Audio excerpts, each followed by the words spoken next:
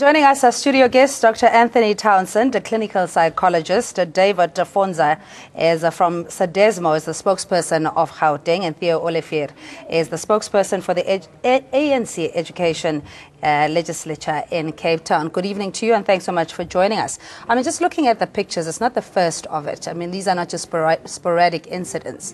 But what is astounding is the level of rage that we've seen, Dr. Townsend. How do we explain this? Has our schools sort of become breeding ground for this level of rage? Unfortunately, it doesn't just restrict itself to schools. Unfortunately, we find that the home environment can be sort of an incubator for this sort of rage as well. We often find that with young children who do become bullies, perpetrators in that sense, often are trying to compensate for their own sense of helplessness and inadequacy, either from an inconsistent violent home, or if they're academically underperforming, they feel helpless and victims in their own rights, and they try to transfer that sense of victimhood over to other children. And often that's why we see such uncontrolled aggression and rage a lot of the time. Yeah, but can we afford to just blame the school? Because, you know, parents are either working, trying to provide for the family, they're often absent, and the kids are raised by either a guardian or domestic worker. So you can't detect the symptoms early enough. Is it fair, David, to rely solely on the schooling system to, one, deal with this dysfunctionality and antisocial behavior? Thanks. I think on that note, we cannot always say that the system of the school must also deal with this, with the bullying at school. Sometimes we need to look further on how the government intervene. How does the government intervene? Because there are systems put in place which sometimes even the teacher, if they are going to beat the corporal punishment to the children, the government is going to intervene and say that this has been banned.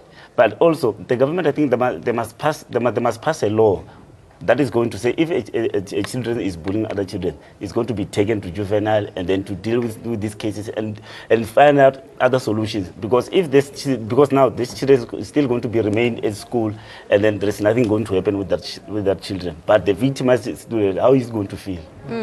But who makes that call? Because there was an agreement that a corporal punishment be done away with, and teachers saying that, you know, it gives the children too much rights, and even parents in how to discipline children. Do you think that is part of the problem, that there isn't proper or adequate means of punishment to deal with this kind of issue? Very often it is the problem because as mentioned, we lack sophisticated and sufficient deterrents for these sorts of behaviors, corporal punishment or not.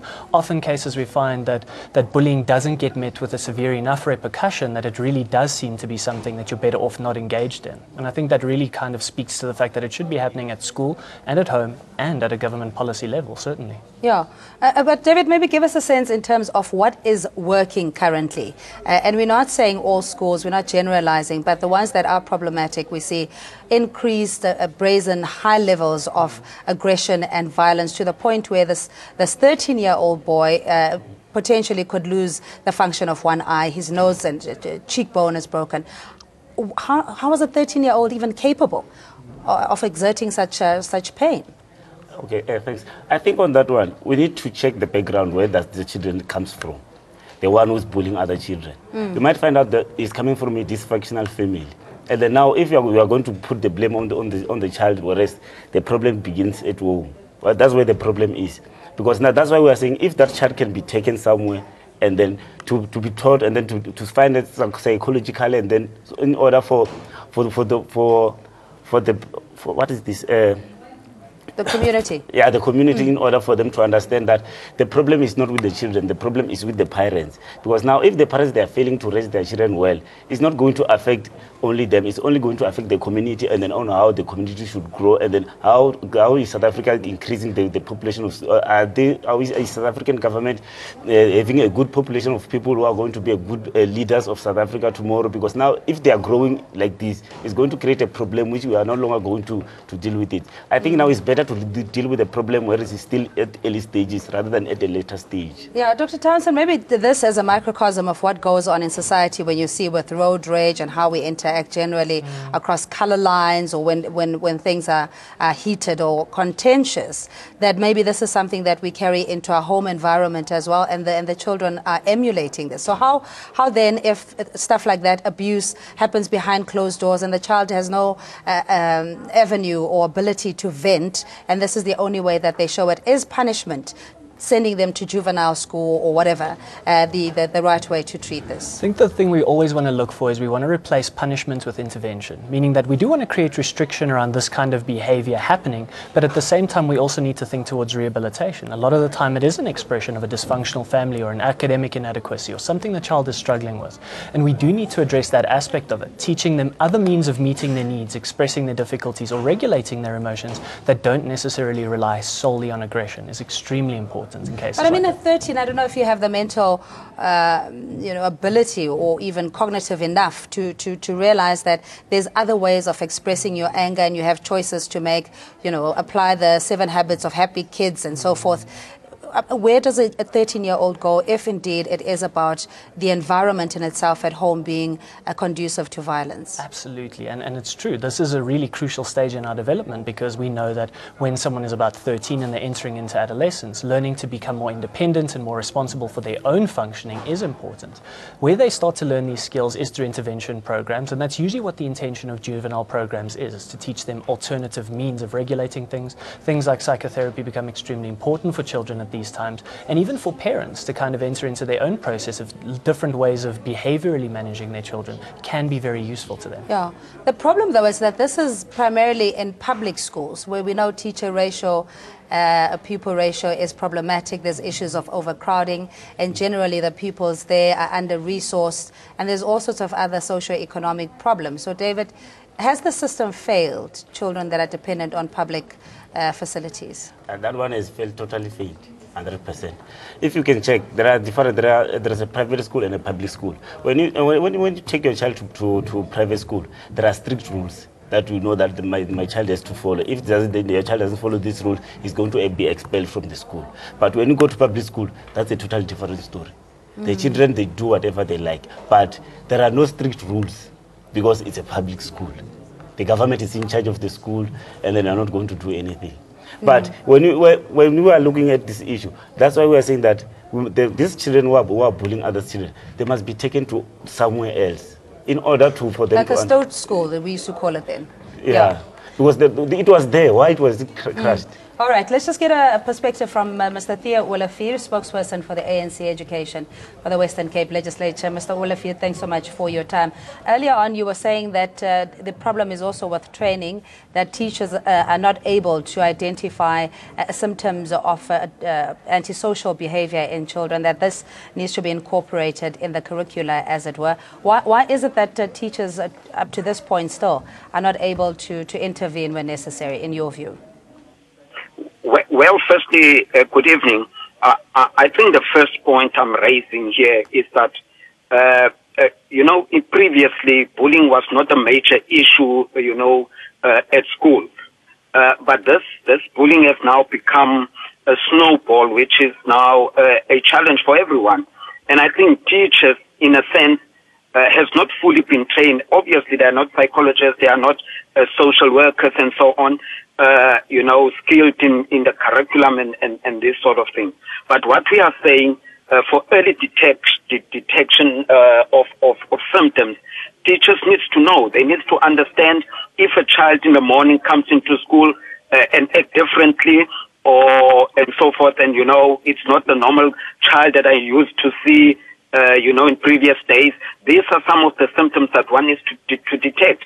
And my view is that in most teachers, and from those which I spoke to, and principals included, is that, they are not trained to detect these symptoms at the early age. And as I've said, this is what both national and provincial governments needs to look at, and maybe incorporate. Just stay on the line, please. We have a caller, 011-542-2186. Yanda, hello to you. Good evening. What's your question or comment? Hello. You can hear me, right? Mm-hmm. Yeah. Me, I don't want, guys, for you to start isolating the situation, because you are having very narrow approaches to the situation. How so? Any violent society is because of a discourse of that society that you are living in. There is no society that exists in isolation. I have a 7-year-old son, and every time he comes home, I know he's coming with something that I didn't teach him, because society is not isolated. One day he came in with a broken tooth, and then he told me they were fighting with friends. But what I'm trying to say, to add to the conversation and to try to answer the question that is on the screen that says that who to blame, I don't think blame is the word we should use. The word we should use is focus on. The reason why I'm saying the word focus on we should use, because when we are living in a society and we are raising our kids in this society, we must actually see things that happen in society and places where our kids grow, in school, in the streets, and see what behaviors happen there that we leave unattended. Because we can't start looking at your child when he's in a classroom or when your child is actually in the house. Because when he's in the street, when he's in the shopping mall, when he's watching programs on TV unattended, those are the things that we should be looking for. Yeah. In conclusion, I don't want to waste time. Thank you guys for giving me this opportunity. Let's try to look at the discourse, because we're living in a very violent world. But what is happening now is that things that have been happening in 60s, they are starting to show themselves. Let's discuss what is happening in the country, in our streets, and in our malls, in our TVs, in our social media, that we can be able to deal with. That is my comment for the day. Sianda, thank you so much. Much appreciated, calling us from East London, saying that we need to have a less sensationalized approach to it. It's not a blame game necessarily, but truly a reflection of the society that we live in. But I'm afraid that if we tend to be politically correct about issues, that, you know, they tend to meander around other aspects of society that we're not adequately dealing with it. Dr. Townsend, what is, in your view, a more comprehensive approach that the country can adopt? I think we need to look at intervention on both fronts of this. And what I mean by that is by looking both at victims and at perpetrators. Now, why that's important is because we know there are long-term sort of side effects of bullying from a victim's side. Increased rates of depression, lowered self-esteem, increased social anxiety, and even suicidal ideation, feeling really isolated and helpless. And those children need intervention and they need protection in that respect. But what we also need to look at is for perpetrators as well, to understand that there are negative long-term consequences to bullying if you are the person doing it.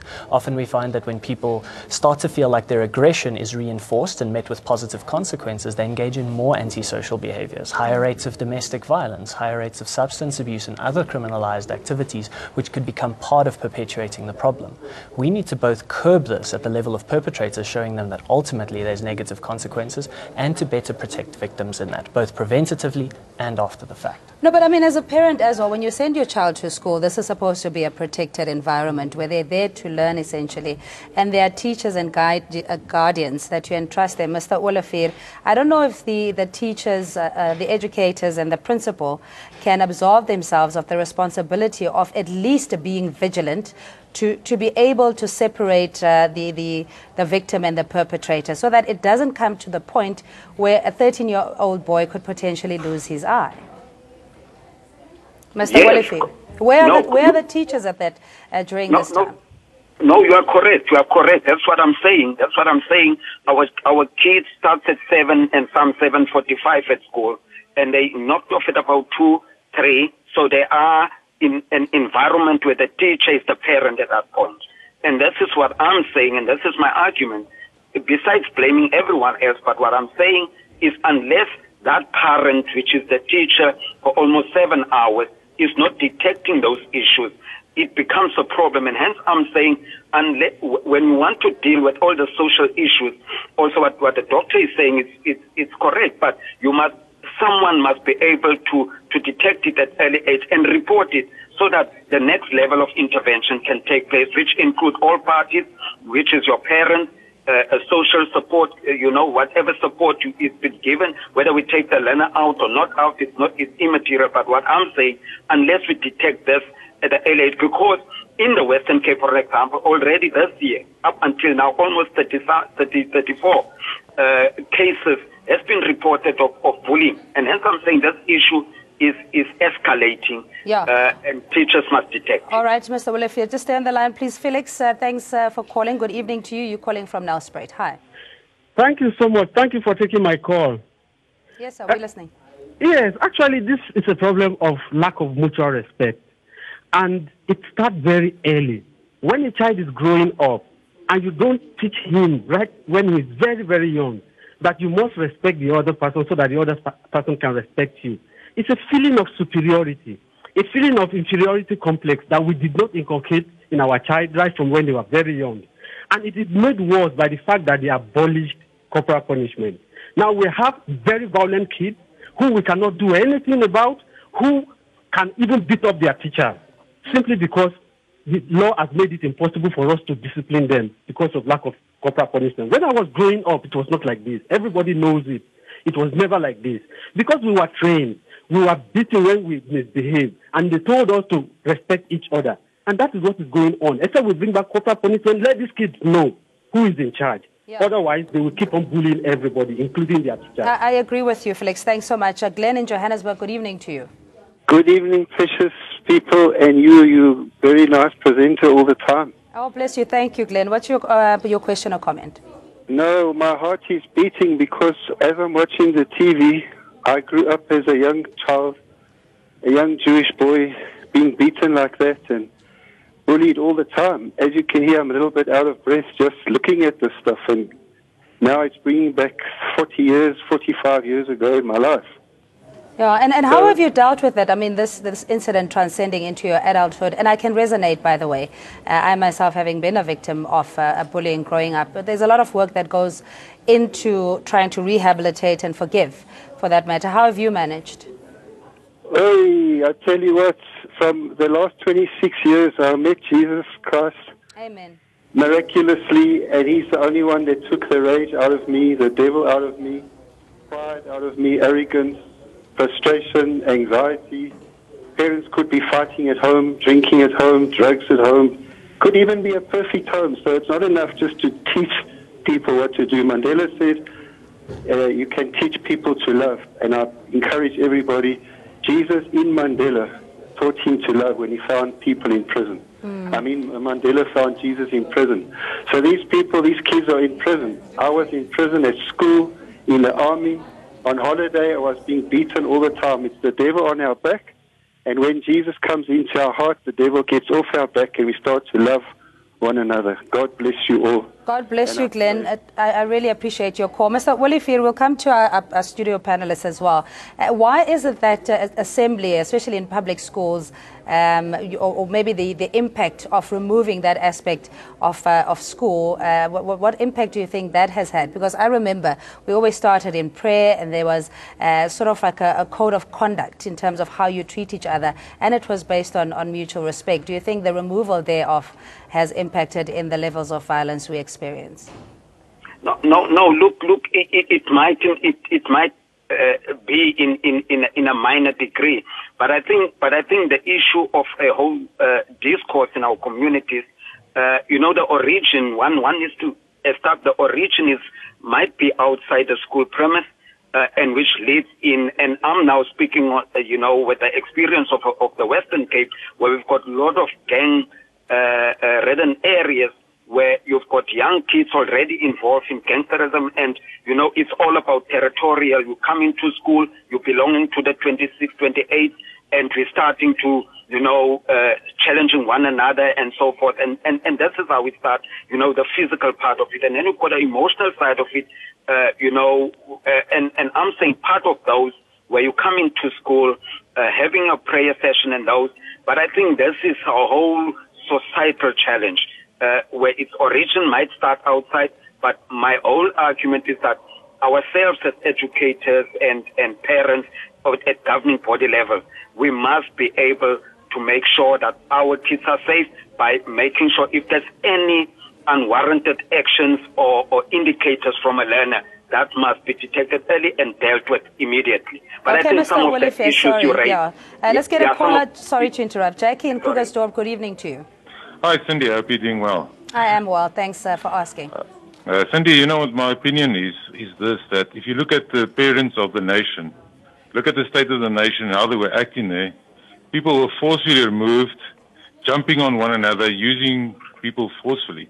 So the parents of the nation, every time they come together, the way how they debate things, how they treat one another, that is the model that the kids are emulating actually today. So they're just copying what they're seeing. People are oppressed, and they are forced to do things, rioting, everything is forced. Police is always evident. People are forced to do things. Yeah. So this is the way I see things. So if people could talk properly, communicate properly, decently, Yeah. and that's my view on it. Jackie, I really appreciate your call. Just in rounding off, I mean, we've highlighted the obvious concerns, the perennial problems, David, but going forward, should there be a call for the reinstatement of corporal punishment, as Felix suggested, and that there are more powers, I guess, given to teachers in order to mediate and deal with this kind of conflict? Okay, thanks. I think bringing corporal punishment, sometimes it will eliminate the bullying, but it must not be more the way we are seeing it now. But our suggestion is that we must not bring corporal punishment. It's either we must have a juvenile where the system we were saying that there was a stone, something like that, where there was those children were taken there and then they were dealt with. And then I think by that one, and now there's a different time. It's not the same as that time where there was a corporal punishment. Now it's a different time and there is a different generation. So I think now it's better if we say that we are taking these people to juvenile where they are going to be understood and then they are going to deal with them specifically. Yeah, Dr. Townsend, just give us maybe, I don't know, a survival kit tips in terms of dealing with this, considering what Jackie was saying, that this is a reflection. We are role models as parents and adults who have failed their children and they're emulating us. What are the international best practices that we can learn from? Typically we find in cases like this, for parents specifically, is to make sure that your children understand that aggression is never a means of conflict resolution or a way of having your needs met. And parents have to be very, very careful to use aggression as a means of control with their children.